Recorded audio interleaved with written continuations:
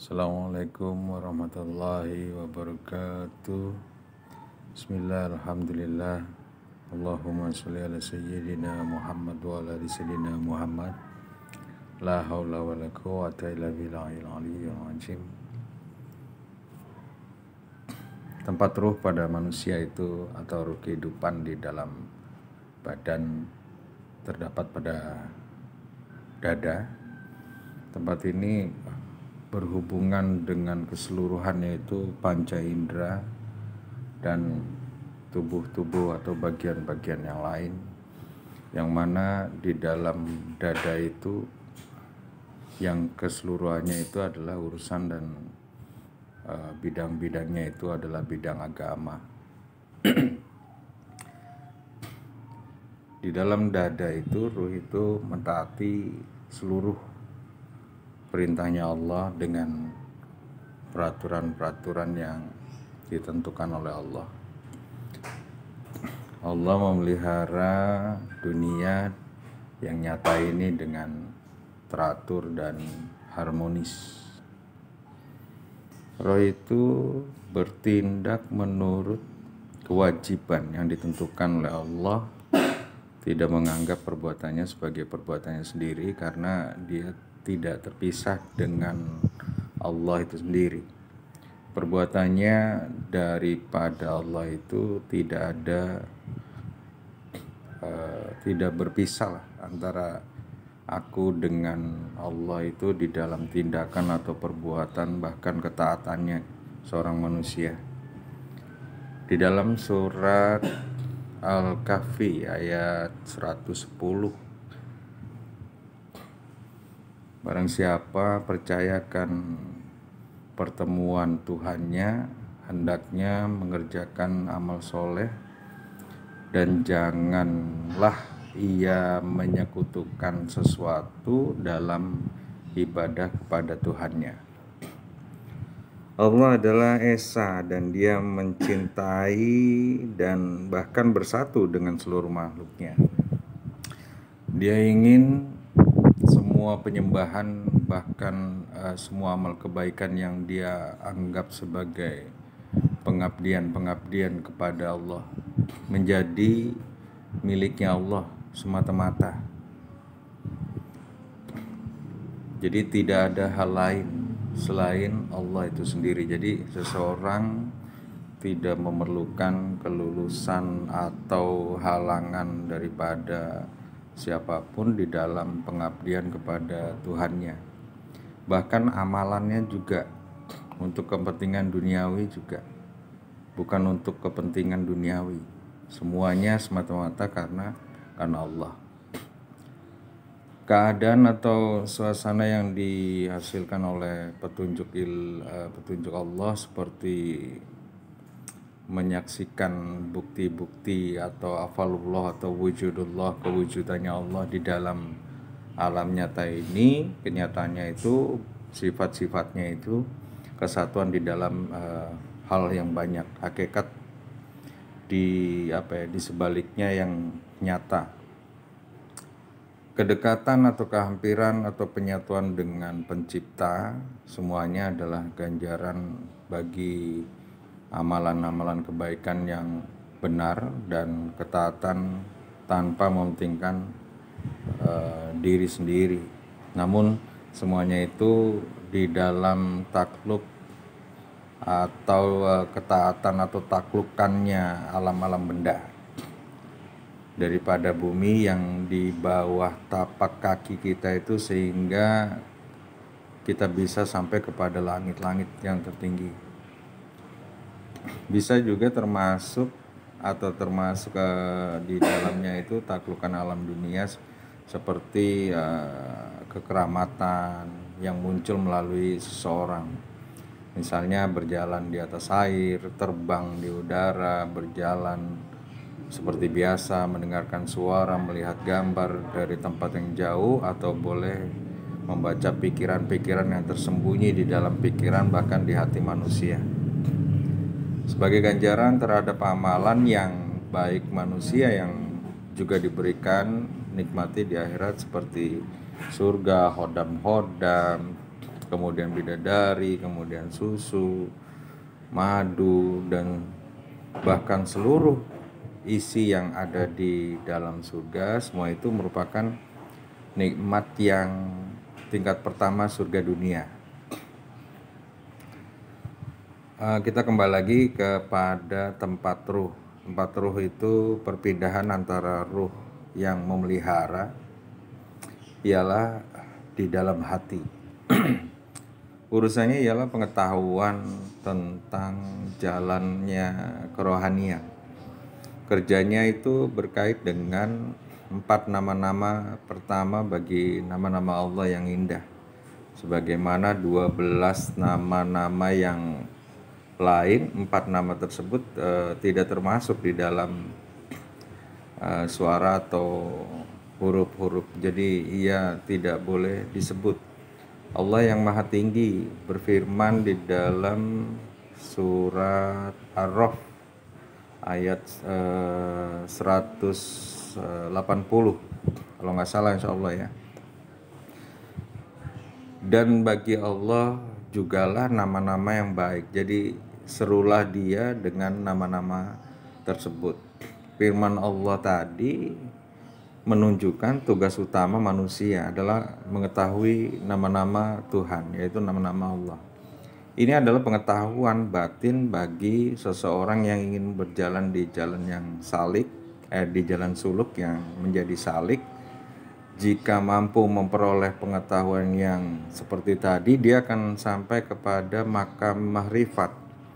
Di sanalah pengetahuan tentang nama-nama keesaan yang sempurna.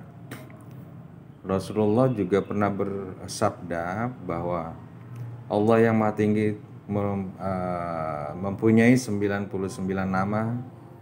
Siapa saja yang mempelajari akan masuk surga. Rasulullah juga dalam sabda yang lain, pengetahuan adalah 1. Kemudian orang arif menjadikan 1000. Ini maknanya kepunyaan zat hanyalah 1. Ia memancar sebagai 1000 sifat kepada orang yang menerimanya.